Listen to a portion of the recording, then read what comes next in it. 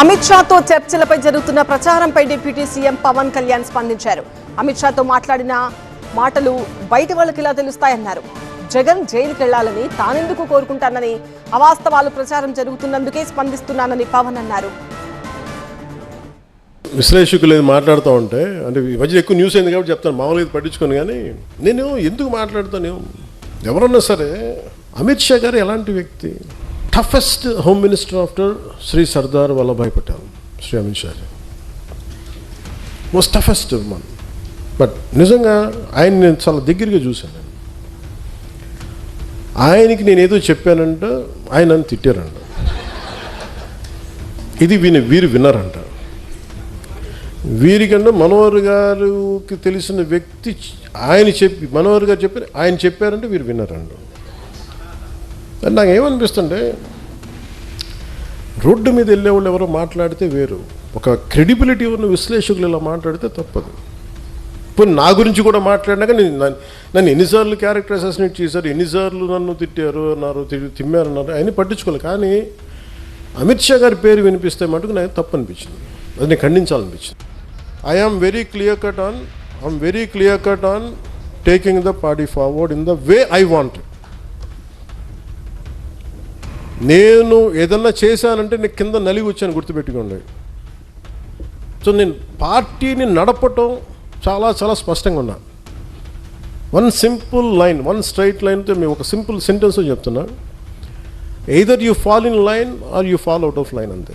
అది ఎప్పుడు నేను కమాండ్ ఇస్తాను, మీరు ఫాలో అవ్వండి, అంతే. మీరు నన్ను సేనాని అన్నారు, ఈరోజు చెప్తున్నాను. నేను ఇప్పుడు దాకా అనలా, మీరు నన్ను సేనాని అన్నారు. మీ సేనాని చెప్పింది మీరు వినండి, అంతే. ఇంక నేను దీంట్లో మీరు నన్ను ప్రశ్నించకండి, ఎందుకంటే నేను ఆలోచిస్తే బెస్టే ఆలోచిస్తాను, కాంప్రమైజ్ అవ్వను నేను.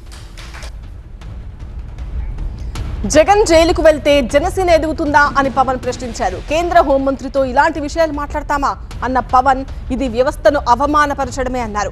ఏపీ అభివృద్ధి కోసమే అమిత్ షాను కలిశానని, ఈ ప్రచారంపై ఏపీ బీజేపీ నేతలు ఎందుకు స్పందించలేదన్నారు. అలాంటి వ్యక్తి గురించి తేలిగ్గా మాట్లాడేస్తే మరి స్థానికంగా ఉన్న ఆంధ్రప్రదేశ్ బీజేపీ నాయకులకి ఎంత బాధ ఉందో నాకు తెలియదు. కానీ ఎందుకంటే ఇద్దరే మాట్లాడారు, అమిత్ షా గారి గురించి మాట్లాడితే. ఇంతమంది ఎంపీలు ఉన్నారు, ఎమ్మెల్యేలు ఉన్నారు, ఎంపీలు ఒక్కళ్ళు మాట్లాడాల, ఖండించాల. కనీసం ఇది నేను నాకున్న వారికి ఉన్న గౌరవంతో నేను ఖండించాల్సి వచ్చింది. దానికి మీరు స్పందించారు బీజేపీ కంటే, దానికి చాలా మీ అందరికీ మనస్ఫూర్తిగా నా ధన్యవాదాలు తెలియజేస్తాను. వాళ్ళు అనేది ఏంటి మేజర్గా, నేనంట వైసీపీ నాయకుడి గురించి అంటే ఆయనకి జైలుకి వెళ్ళిపోవాలి, అరెస్ట్ చేయాలంటే ఆయన అంటే క్లాస్ తీసుకున్నారు అంటున్నారు. మీరు చెప్పండి, నిజంగా ఒక క్రైమ్ చేసిన వాడిని నేను చెప్పాలా? అంటే ఒకటి జైలుకి వెళ్ళిపోయి ఒకళ్ళకి ఏదైనా అయిపోతే దానివల్ల జనసేన ఎదుగుతాడు, పవన్ కళ్యాణ్ ఎదుగుతాడు. అంత దిగజారుడు మైండ్ సెట్ ఉంది. అసలు దానికోసం పాలిటిక్స్కి వస్తాం? అసలు మీరు పాలిటిక్స్లో మీరు ఎంపీ ఇలాంటి వాళ్ళు ఎవరు పాలిటిక్స్లో లేనప్పుడు కదా నేను వచ్చి రోడ్డు మీదకి వచ్చి ఆ రోజున వైఎస్ రాజశేఖర రెడ్డి గారు ముఖ్యమంత్రిగా ఉన్నప్పుడు కదా నేను నా తుపాకిని సరెండర్ చేసి కదా నేను పాలిటిక్స్కి వచ్చింది. ఏం మాట్లాడతారు మీరు? వైసీపీ నాయకుడు అంటే ఆయన జైలుకి వెళ్ళాలని నేను చెప్పానని ఈయన ఊహించుకొని చెప్తారు. అదో పెద్ద న్యూస్ అది. మరి మీరు అందరికీ కళ్ళుకి ఏం కనిపించట్లేదండి? మీ అందరికీ సమస్యలు కనిపించట్లా? ఎంతసేపు వైసీపీ నాయకుడు జైలును ఇవేనా? నేను వెళ్ళి ప్రధానమంత్రి గారితో అమిత్ షా గారితో మాట్లాడితే ఇవే కనిపిస్తాయి? ఇంకేం ఉండవు నాకు సమస్యలు? దేశ భవిష్యత్తు గురించి మాట్లాడమా? ఆంధ్రప్రదేశ్ అభివృద్ధి గురించి మాట్లాడమా?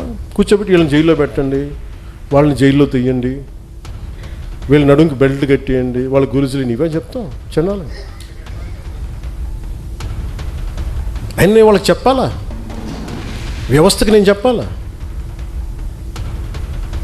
ఏసీబీ కోర్టులోనూ వాళ్ళకి క్రైమ్స్ లేవా? రిజిస్టర్ అవ్వలేదు, వాళ్ళు కోర్టులకు వెళ్ళవు, కోర్టులు పనిచేయట్లేదు, కోర్టులకు మేము చెప్పాలా? సుప్రీంకోర్టు జడ్జిలకు తెలియదా ఎవరు నేరం చేశారు, ఎవరు చేశారని తెలియదా?